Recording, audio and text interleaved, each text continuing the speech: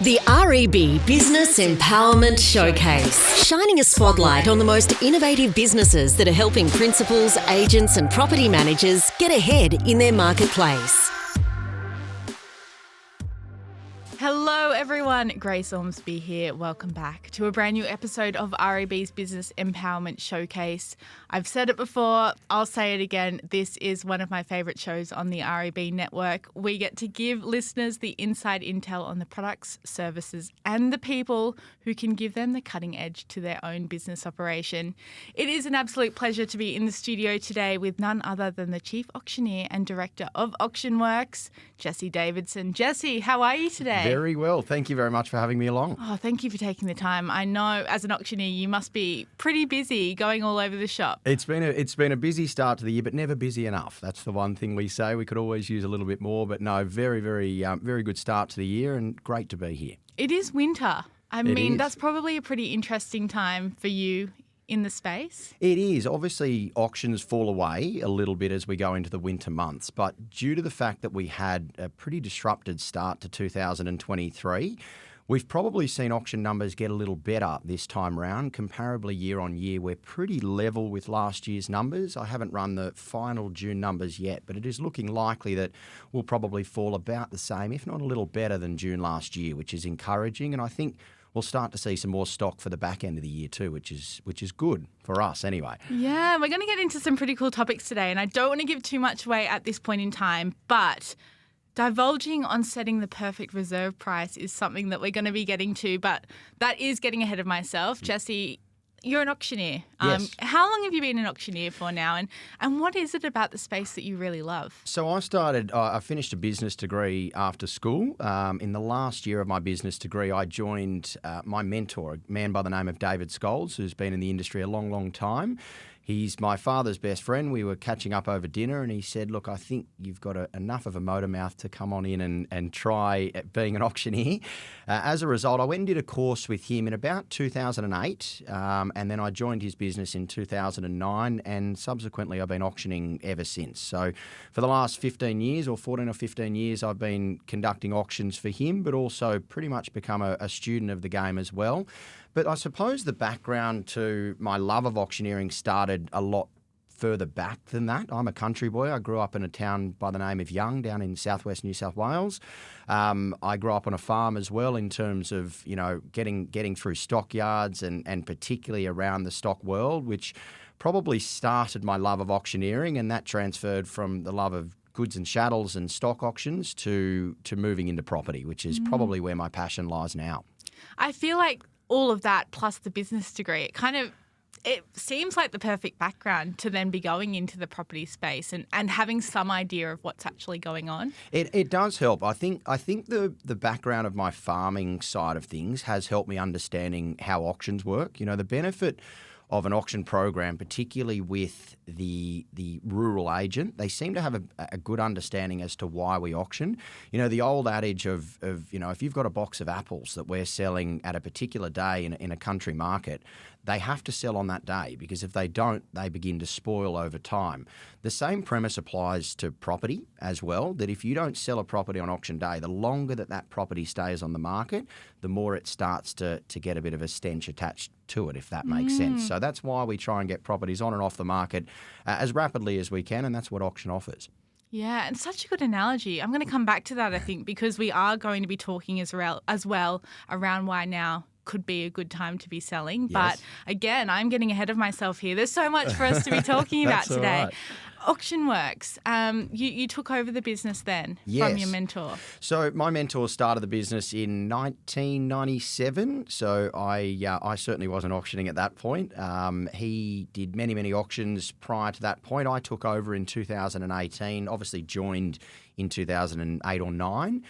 So I stayed with the business for a better period of 10 years. We had a relatively good succession plan, David and I, in the latter stages of his ownership.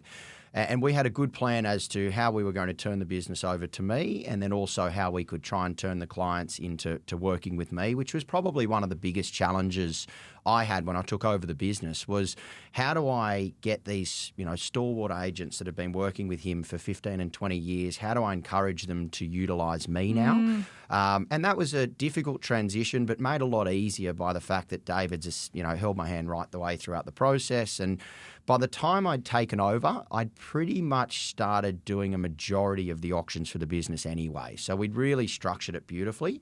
But yeah, the business has been around for a long period of time. We've done some huge numbers, probably better part of 60,000 auctions, over $40 billion in sales.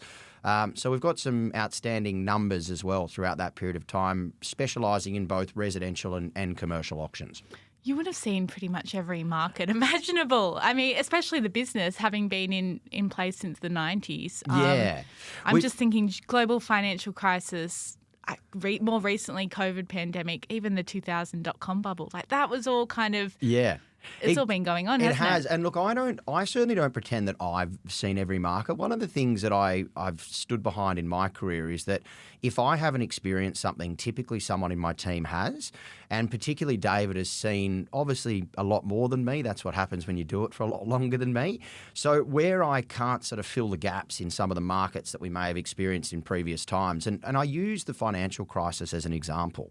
The financial crisis for me, I was a 20-year-old kid at the time. I was playing rugby over at East Rugby Club. I was certainly employed and I was certainly passionate about the job, but I don't think I had the same level of understanding as to what was happening at a macro level in the background. So 2008 for me, whilst I was certainly in the market and sort of there and thereabouts, some of the memories of it aren't as good as they probably should have been. And I think that was a self-focused thing. When you're young, you probably want to be out and partying and having a good time and those sort of things as well. So I have seen an enormous amount, but I do really take a lot of tutelage from not only my fellow auctioneers, but also the clients that I operate with. I genuinely believe that I work with some of the most experienced and good quality agents right the way across the country. And I talk to them all the time about what they're seeing, why they're seeing it, what they feel is happening. And that's been a massive benefit to me understanding what goes on too. I must say, and this is nothing to do with what we're talking about today, but it is really nice to see a good succession plan work out. Yeah. I feel like so many real estate businesses don't think about succession. And I've tried to start conversations with people even in my role. And, so many people struggle with that idea of giving that business to the next generation. So Yes. Cool to see it happen and happen so successfully. Yeah, and also to have a plan about it. I mean, I think the biggest thing about succession planning that I've learned is communication is key. If you're communicating, if everybody's goals are aligned, if everybody has the same plan and the same pathway that you're trying to achieve that end goal, then typically it will work out. It's when there's ambiguity around the plans and around things that are happening that I think you start to see cracks appearing and the succession plan doesn't take hold. So for us, yeah, that's one of my proudest achievements, I think, to make that succession plan such a success over that period of time. And you must have had that buy-in and the belief when you went into that succession plan as well, which does bring me to my next point, which is just around there is a pretty unique selling point with auctionWORKS. Yes. And so what is it for you that makes it such a good company, a good business? Yeah, so I mean, it's always a good question that we get asked, and it's hard, particularly in a world that I have a lot of respect for my fellow auctioneers that are at different companies as well. One thing that I think that we can draw upon is pretty much what I said at the top line is experience. We genuinely have done, and I think there'd only be maybe one other company in the country that has done near the number of auctions that we've done. So when you employ one of our auctioneers, you're not necessarily getting the auctioneer and the individual experience that auctioneer is offering. You're also getting the whole team. And we really work together on a consistent basis. There's nearly a discussion every single week within our team about a particular scenario, how it was handled, and how we maybe could have handled it better.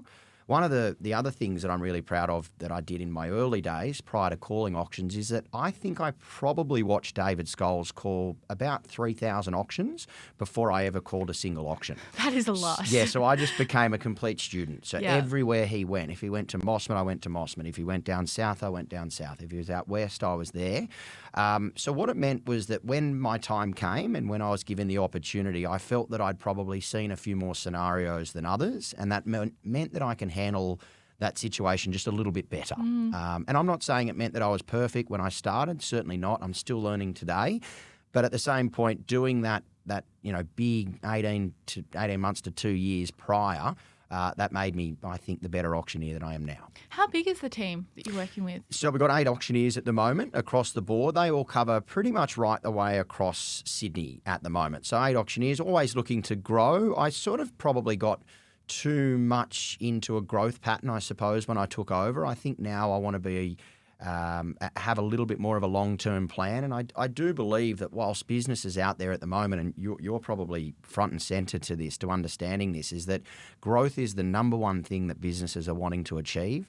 I certainly want growth. There's no doubt about that. But at the same point, I want sustainable growth. And I feel that particularly with us, we need to grow at a level that ensures that the auctioneers that are in the team are still being looked after and still being given as much work as they can. But at the same point, when the time comes, we're ready to grow again and build again.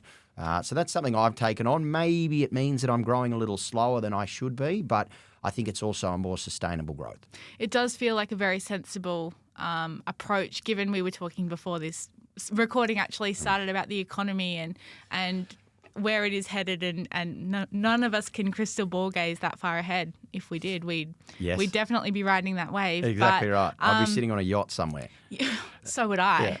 Yeah. But I mean, it is winter. It's pretty much a time when normally real estate agents know that they're not going to get as many listings. They're probably, going a little bit under the radar, just trying to hold it out until that spring selling season does come. But you still think it's quite a good time to be on the front foot and getting out there and selling through auctions. Definitely. It's a fantastic time to be selling, and I think you've only got to pick up your Instagram or your Facebook to see how many agents are sitting in Greece or Italy at the moment, and that's absolutely fine. That's fantastic. Agents deserve a break like most, but this is a real opportunity, I think, for those agents that haven't taken a break in the middle of the year to try and get a little bit of a head start on some of your competition, but also utilising the data that's in the market at the moment to benefit you and your client. I mean, the start of the year, our average registered bidders per auction sat at about 3.2. I fully appreciate you can't have 0.2 of a person, but that's how the data sort of comes down. That's climbed for us all the way up to about 6 registered bidders per auction at the period that we're in at the moment. Now, that is very, very strange for this time of year, particularly. Yeah, I was going to say. But also, I think there's one underlying reason to that we probably don't read throughout the media, is that they're talking about a high clearance rate, but they're never talking about the fact that stock numbers for at least the first 4 to 6 months of the year have been down 35-40%. When you take 35 or 40% out of a market, it's going to have an effect on the sales, it's going to have an effect on the clearance rate, and it's also going to have an effect on the registered bidders at an auction. So that's why I think at the moment is a really opportune time to sell. There is going to be some pressure in the market at the end of the year. Interest rates are going to start to bite. So being ahead of that curve of what is potentially an influx of property hitting the market in spring makes a lot of sense to get on now, try and capitalise on the increased buyer numbers and get the premium prices. And our data at the moment is certainly telling us that we're getting premium prices. I mean, on Saturday I think I had 9 auctions. I sold 7 out of the 9, of which I think it was 5 out of the 7 exceeded reserve price. So that's giving you an indication as to a market where we're not just selling them now, we're now exceeding owners' reserves again, which feels a little more reminiscent of 12, 18 months ago. Yeah, and interesting you say that. I don't know if you've seen the Domain data, the forecast that they've made for record high prices to again be on the radar for the next 12 months. Yeah, there you go. Can you foresee that being, having a grain of truth in it? It's an outstanding question.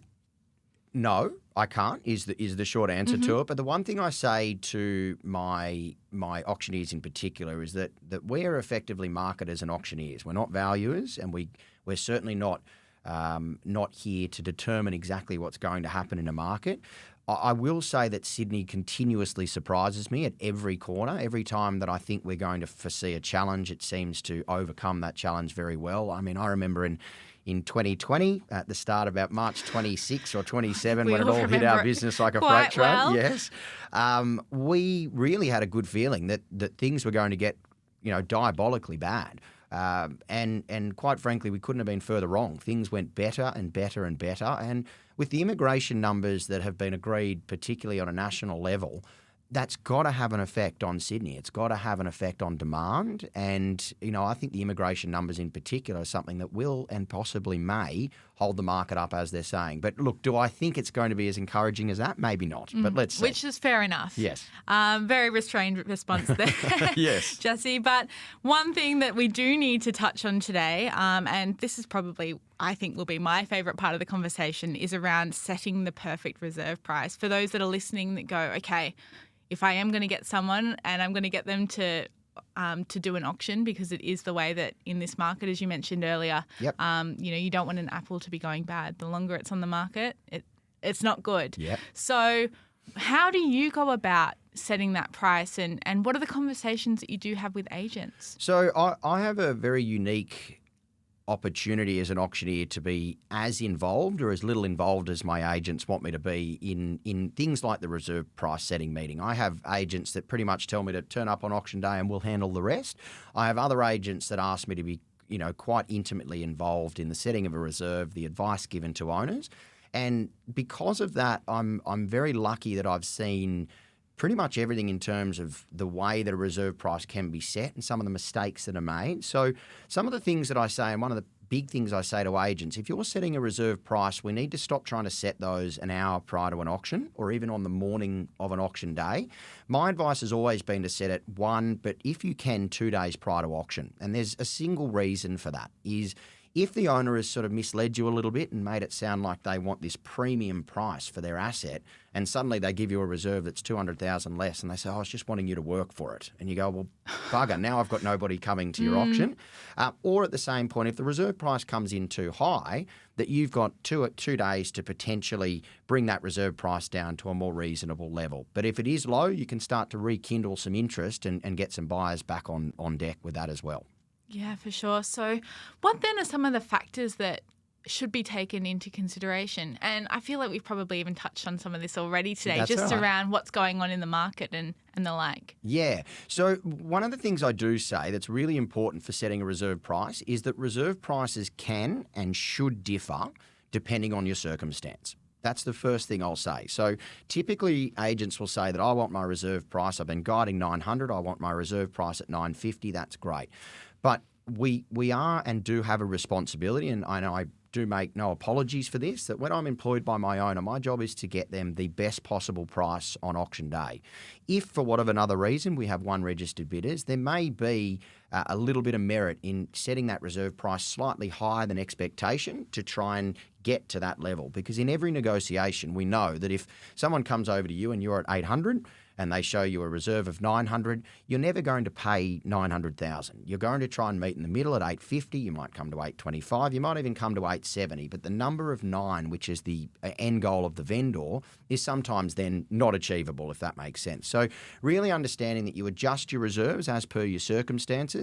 If you've got a lot of interested parties, there's a lot to say that having it at a really conservative level to try and push the momentum is also a massive benefit there too. Yeah, that's so cool. So what are some of the practical ways that agents can be going about talking with the vendor? Because I feel like a lot of those conversations, especially we've seen it, they've gone from those massive, massive highs that were being seen at the back of 2021 Yes. and into 2022. Do you still see vendors that are expecting those kind of prices, or, Yes. or has it? Yeah, Okay, absolutely. So it is tricky. Yeah, It's absolutely. tricky. And so one thing that I think we all need to know is that an owner is always going to want a premium price for their property. We've got to respect that, but we've got to have detailed conversations with our buyers in the lead up, with our vendors in the lead up to auctions. One of the things I say to my agents is that I don't believe an owner should ever be negatively surprised from what happens on auction day. And by negatively surprised, I mean we told them 5 people were coming, only 2 people came, we've let them down. I have no issue if they're positively surprised. So the other way around, they were hoping for 1.5 million, they sell it for 165. That's a positive surprise. And the only time we get these negative surprises is when the agent hasn't had effective communication with their owner in the lead up to that particular auction, where they haven't set their owner up particularly at a number where they're going to sell, but also haven't told them exactly as to how the process is going to work and to get that successful result on the day. That's really, really sage advice. So in that lead up to the auction, everyone, if you are listening to this point, I think you need to pause it, rewind a little bit, and now take some notes and go back and do that, because that is the kind of thing that is going to really help people through that process. And I love that point about positive surprise being an awesome thing to achieve. You never want it to be going the other way. So then let's turn our attention to, we've had the lead up, and then on the day, in the midst of all the auction hype, you probably get some vendors that are pretty scared, pretty nervous at that point as well. What's the kind of thing that you say to agents to help them through that process as well? Because obviously vendors need some hand-holding on the day too. They do. So auction floor dialogue, we've actually just as a company put together about 2 or 3 PDFs that we're going to be sending out to people, and we can send them out to anybody that's interested for different dialogue in different sections of the auction. So how to encourage a buyer to increase their bid, how to encourage an owner to come down off their reserve price. But the biggest thing that we really focus on there is motivation. So if an owner has come to you with an intention to sell, and their intention is to sell because they would like to retire and move on with their lives, and their reserve price is $1.2 million. If the bidding is at $1,175,000, the conversation from some sort of inexperienced agents will be, well, we're a bit far off, and then it'll be very sort of jumpy. My opinion of that conversation should be very, very different. Mr. and Mrs. Vendor, the exciting part about this is it's been an amazing auction. All 3 of our registered bidders have competed as we anticipated, and the best news is we're going to get you up to Noosa and we can get you retired.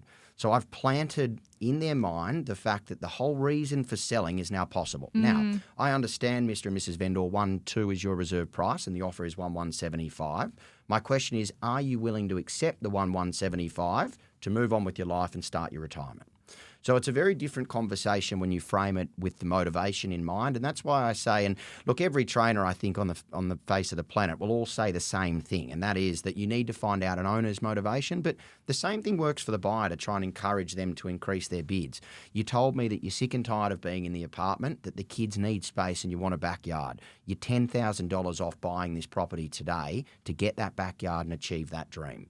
So we need to focus on that as much as we can to try and get these buyers and sellers to a position where we can transact.